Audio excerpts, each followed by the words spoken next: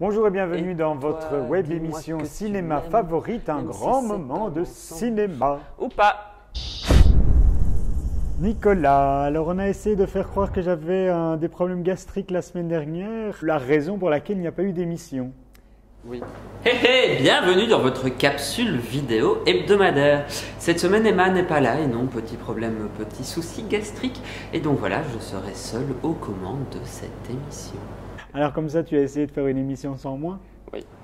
Au programme cette semaine, pas de Hobbit, pas de Paradise Lost et non, du tout. On saute ça. Qu'est-ce qu'il me vole, lui?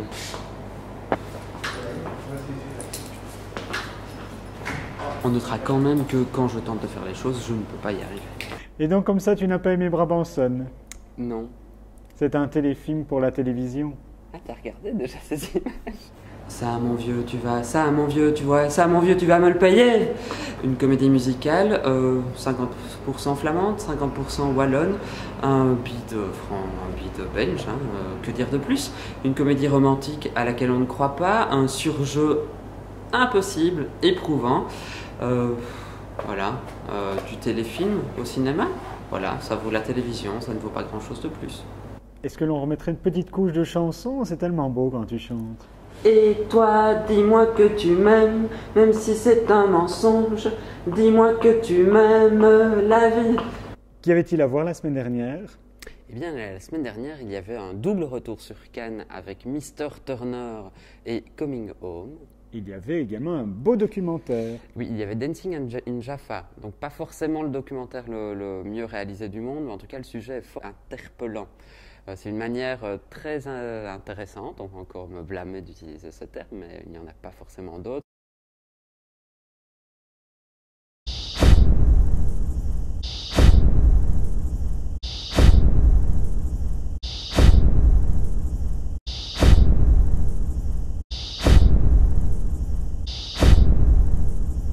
D'aborder le conflit israélo-palestinien, c'est Pierre Dulaine, un danseur professionnel, danseur de salon, professeur de danse, qui a fui en fait lui Jaffa quand il avait 4 ans. Il y est né, il a fui au moment en 48, au moment de l'indépendance d'Israël. Et donc c'est un Palestinien qui retourne au pays et qui décide à sa manière d'amener une pierre à l'édifice en tout cas la paix entre les peuples. Et il se dit qu'en faisant danser des enfants ensemble, Palestiniens et Israéliens, garçons et filles, c'est ça le point intéressant aussi du film, il peut apporter quelque chose, il peut leur amener le fait d'avoir confiance les uns en les autres. Et si nous passions au programme de cette semaine, Nicolas? Avec plaisir. Alors cette semaine, nous avons... La famille Bélier, Timbuktu, National Gallery. Dans une famille de parents sourds et muets, avec un frère lui-même sourd et muet, une jeune fille est elle parlante et entendante. Elle tient donc un petit peu pas mal de responsabilités, mais découvre qu'elle a un talent de chanteuse, ce qui ne plaît pas forcément à ses parents. J'ai l'impression que si nous avions Brabanson la semaine dernière, on a dans le même niveau la famille Bélier cette semaine. Oui, enfin, ça peut même être un niveau plus bas, à certains niveaux. Par contre, on a François Damiens et Karine Viard qui au moins font un peu rire et sourire. Oui. Sinon... Mais sinon, il y a un gros souci de construction pour moi. C'est-à-dire qu'on suit le parcours de la jeune fille, qui est censée être la ligne principale du film. Alors, c'est cliché à souhait. Tout ce à quoi on s'attend arrive. On suit aussi de manière très secondaire le petit frère. Et on suit aussi la campagne électorale des parents. C'est un peu une sorte de méli-mélo. On prend que ce qui nous intéresse dedans. Fatalement, une histoire d'amour, une jolie histoire d'éveil à soi. C'est enrobé, englué, avec du Michel Sardou du début à la fin. Le deuxième film de cette semaine, c'est Timbuktu, mais on en a déjà parlé à Cannes. Oui, comme tu manies superbement bien YouTube, il va y avoir juste ici un petit clic. Non, parce que ça va cacher nos deux visages. Ici, ça va cacher le tien.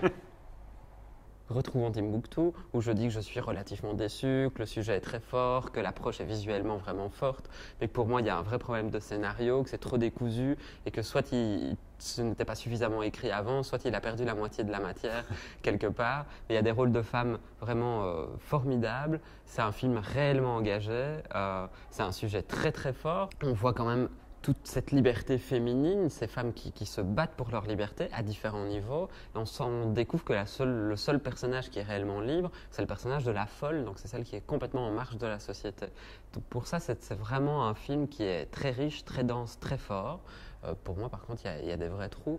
Et c'est un vrai souci parce que je trouve que ça aurait été un film sublime.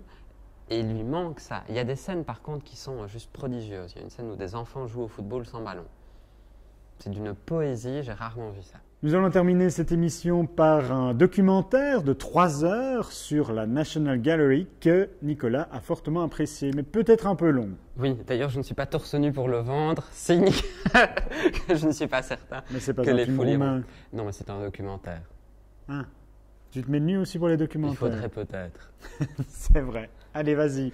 Et pourquoi la première heure, ça allait, mais après, bon. Ben, c'est un peu long. Le souci, c'est que ce n'est pas formaté pour le cinéma, a priori. Maintenant, c'est Weissman, donc c'est quand même un des grands documentaristes. Si on devait faire une toute petite liste de documentaristes, il en ferait partie. Si on devait peut-être même la réduire à 2 noms, on aurait Flaherty et lui.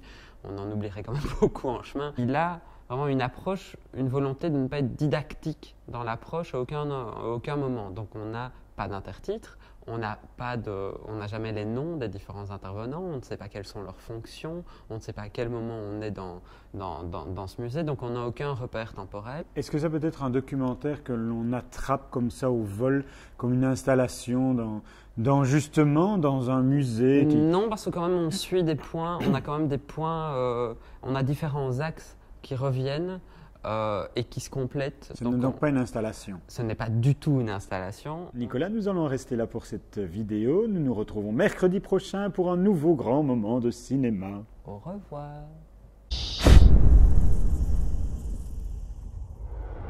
Et toi, dis-moi que tu m'aimes, même si c'est un mensonge.